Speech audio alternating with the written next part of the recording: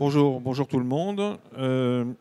Nous sommes aujourd'hui avec Monsieur Bernard Gauthier, qui est le numéro 2, enfin le patron, le directeur général de Wendel, dans une société qu'on ne présente plus, dont le nom est très connu depuis très longtemps. C'est une société familiale, puisque 37% du capital est détenu par un bon millier d'actionnaires descendants des Wendel. Voilà, mais il y a aussi 30 000 actionnaires individuels, 30 000, qui représentent 20% du capital.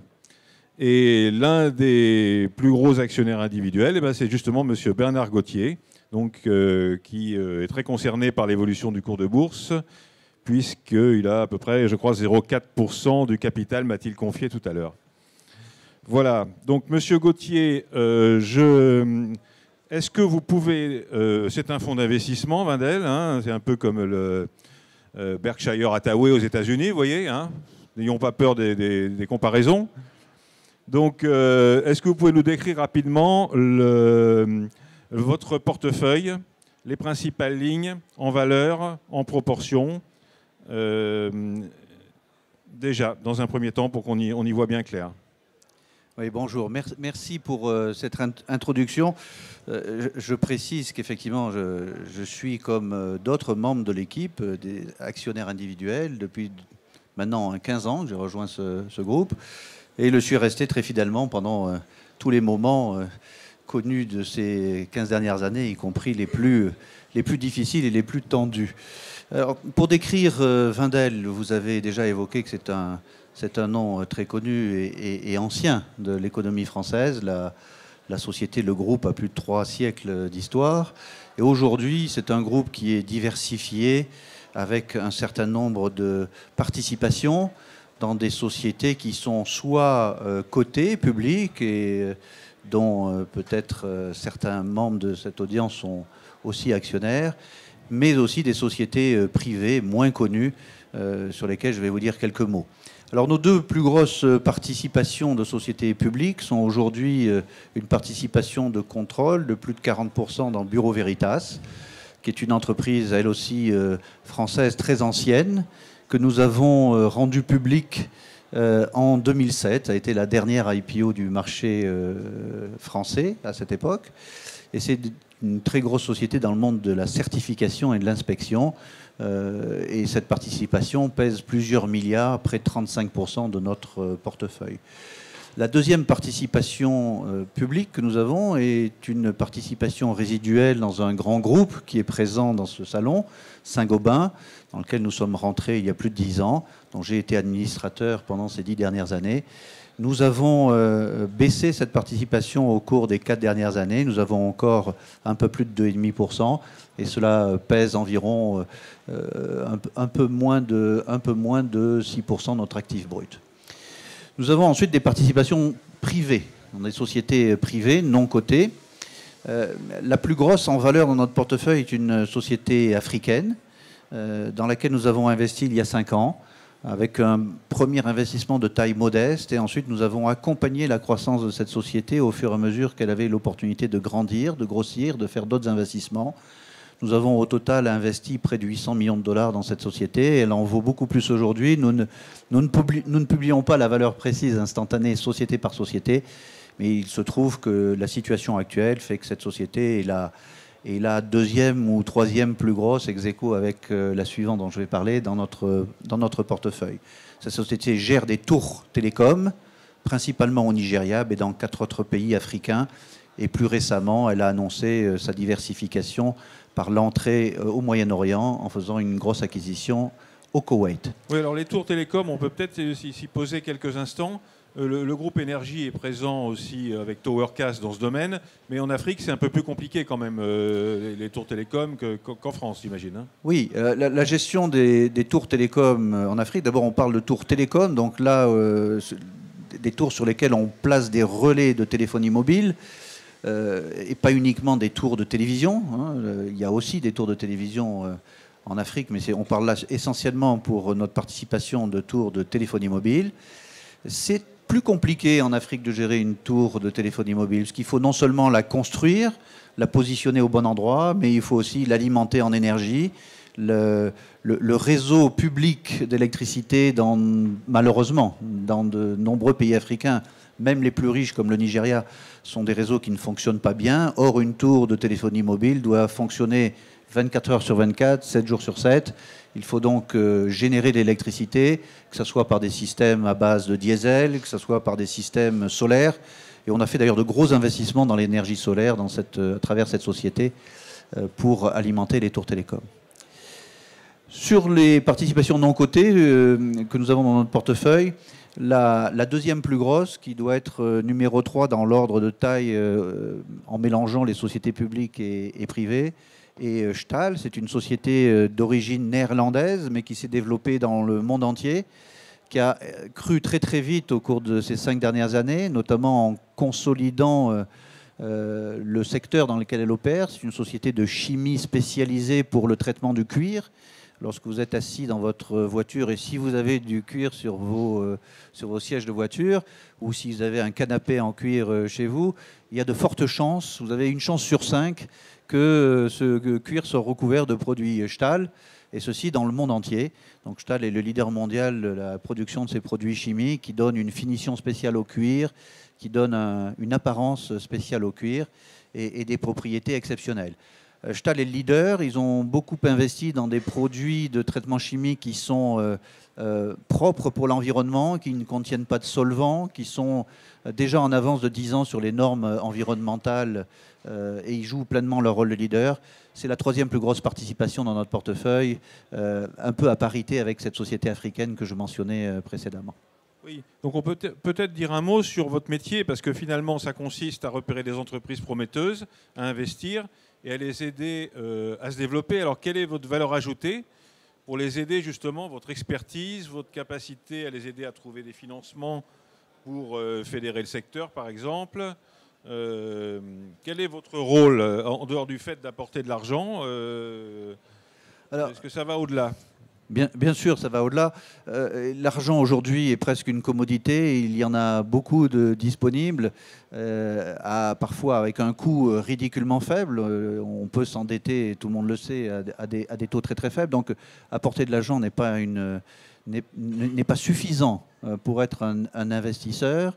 Et pas suffisant pour être un investisseur de long terme, puisque la différence de Wendel par rapport à beaucoup d'autres maisons d'investissement, tout à l'heure vous disiez fonds d'investissement, nous ne sommes pas un fonds, nous n'avons pas une fin programmée à notre investissement, nous investissons dans des entreprises et nous pouvons y rester 10 ans, 15 ans, 20 ans. Ça fait 21 ans qu'on est chez Bureau Veritas, on est resté 25 ans chez Capgemini Sogeti, donc on accompagne dans la durée. Alors, ceci étant dit, pour revenir sur votre question, est-ce que effectivement on génère de la croissance? Quand on a investi dans Bureau Veritas, l'entreprise faisait 5000 personnes. Aujourd'hui, ils en ont 70 000. Ils sont numéro 2 mondial. Lorsqu'on a investi dans cette société africaine, elle gérait 1500 tours. Aujourd'hui, elle gère 25 000 tours en Afrique. Lorsqu'on a investi dans Stahl, ils faisaient 1/5 du chiffre d'affaires qu'ils font aujourd'hui et 1/6 de la profitabilité qu'ils font aujourd'hui. Tout ça, en 10 ans, cette croissance s'est manifestée.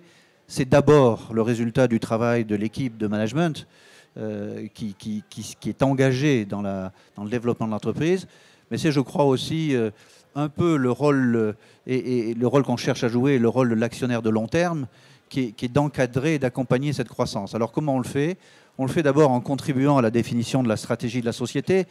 Et on ne le fait pas uniquement parce qu'on connaît le secteur de l'entreprise. Souvent, d'ailleurs, on connaît bien moins le secteur de l'entreprise que le management de l'entreprise lui-même. Mais par contre, on connaît d'autres secteurs et on peut apporter une vue transversale sur des tendances qui se passent dans le monde entier, comme le développement aujourd'hui de la digitalisation, comme le poids de plus en plus croissant et nécessaire et utile des normes environnementales, ou d'autres pratiques de gestion qui se développent très bien avec succès dans d'autres secteurs et dans d'autres entreprises. Notre capacité à apporter des comparaisons par rapport à d'autres situations est très importante. Notre deuxième apport, c'est la gouvernance. C'est que nous n'avons comme seul but que de faire en sorte que, dans la durée, tous les copropriétaires de l'entreprise, qui sont les actionnaires, les personnels, les fournisseurs, les clients, tout ce qu'on appelle en anglais les stakeholders, bénéficient de cette croissance. Et pour ça, il faut une gouvernance impeccable, il faut une gouvernance avec les meilleurs standards mondiaux. Et on passe beaucoup de temps dans toutes les entreprises dans lesquelles on investit à mettre en place les organes de gouvernance et les processus de gouvernance les meilleurs. Enfin, on a quand même nos propres compétences propres, même si nous avons le souhait d'avoir un accompagnement des entreprises avec une dimension industrielle, économique, comprendre ce que sont leurs produits, comprendre ce que sont leurs stratégies de recherche et d'innovation. On pousse beaucoup d'ailleurs sur la recherche et l'innovation. On a aussi nos propres compétences purement financières, et je n'ai pas honte de le dire. On n'est pas mauvais là-dessus, et on apporte à des entreprises dans lesquelles les entrepreneurs veulent se consacrer pleinement au développement de leurs produits ou au développement de nouveaux brevets ou de nouvelles innovations, on leur apporte directement une aide sur le financement, ce qui ne veut pas dire apporter de l'argent. Ça veut dire les aider à bien comprendre quels sont les meilleurs moyens pour financer leur croissance. Ça peut être par de la dette, ça peut être par du capital, ça peut être par d'autres montages intelligents que permet l'ingénierie financière aujourd'hui. Oui, alors un mot du dividende, puisque beaucoup d'actionnaires individuels, ça veut dire quand même qu'il faut faire attention aux dividendes. Quelle est votre politique dans ce domaine? Alors, notre politique de dividende, étant une société contrôlée par une famille, qui est une famille de très long terme, investie depuis plusieurs siècles, avec 20% de notre capital composé d'actionnaires individuels, dont moi-même, notre politique de dividende est effectivement de servir un dividende dans la moyenne du marché français dans lequel nous sommes, et de le faire avec une croissance et en faisant en sorte que régulièrement notre dividende augmente, ce qui s'est passé toutes les dernières années. Nous avons augmenté régulièrement notre dividende. On a servi l'année dernière un dividende de 2,35 €, qui était en augmentation de 13% par rapport à l'année précédente. Et on essaye de suivre dans la durée la croissance de notre bilan, la croissance de notre actif. Vous montrez encore l'an prochain alors ? C'est la promesse que nous avons faite au marché. Je ne peux pas encore dire de quel pourcentage. D'accord. Et un mot sur la dette. Est-ce que l'entreprise est endettée? Comment vous financez le levier de la dette? Le levier de la dette, nous avons deux niveaux dans lesquels nous avons de la dette dans notre groupe. Nous l'avons au niveau corporate, au niveau du groupe. Nous avons eu à une époque de notre histoire, il y a quelques années, des niveaux de dette très importants au moment où nous sommes rentrés dans certaines participations et notamment dans Saint-Gobain. Cette dette a fondu au cours des 8 dernières années. Nous sommes revenus à un ratio d'endettement qui aujourd'hui est très légèrement supérieur à 10% de notre base d'actifs, ce qui est un ratio d'endettement reconnu comme étant très faible. Nous sommes notés par des agences de notation comme une société investment grade. Et d'ailleurs, notre dette s'échange à des taux qui sont encore meilleurs que le rating que nous donnent les agences et S&P en particulier. Donc nous avons retrouvé un niveau de dette corporate très faible. Nous avons ensuite dans nos participations, surtout et uniquement les participations non cotées, parfois des niveaux de dette un peu élevés, puisque la façon dont nous investissons dans les entreprises, c'est aussi souvent en utilisant l'effet de levier, mais en faisant en sorte que cette dette baisse très fortement. Et à titre d'illustration, dernier exemple que je citerai, quand nous sommes rentrés dans Constantia, qui est une de nos dernières acquisitions de taille en Autriche il y a 3 ans, une grosse société de packaging. Nous l'avons acheté avec un niveau de dette qui était près de 5 fois l'EBITDA. Aujourd'hui, on est à 1,5 fois la profitabilité de l'entreprise. Donc on a beaucoup, beaucoup baissé la dette, que ce soit par la génération naturelle de profit de l'entreprise ou aussi à travers quelques cessions d'une partie de la société. Donc il y a des dettes à différents étages qui ne sont pas forcément de votre responsabilité, qui sont sans recours sur vous. Comment ça se passe ? Pour les dettes qui sont portées par les sociétés dans lesquelles nous sommes investis, ces dettes est effectivement sans recours sur Wendel. La seule dette qui est avec recours sur Wendel, c'est la dette obligataire que nous avons émise depuis des années, que nous émettons régulièrement et refinançons régulièrement, et qui aujourd'hui est à un niveau de dette brute d'un peu plus de 3 milliards. Mais comme nous avons beaucoup de liquidités et de cash sur notre bilan, la dette nette est en dessous de 2 milliards. D'accord, donc je ne sais pas si on a beaucoup de temps pour les questions, peut-être une, et puis ensuite, de toute façon, tout le monde peut venir sur le stand de Wendel pour avoir plus de précision. Voilà. À la rigueur, une question, mais ensuite, on va être obligé de... Le temps imparti est écoulé. Donc voilà, Monsieur Bernard Gauthier, je vous remercie beaucoup pour toutes vos explications. Merci.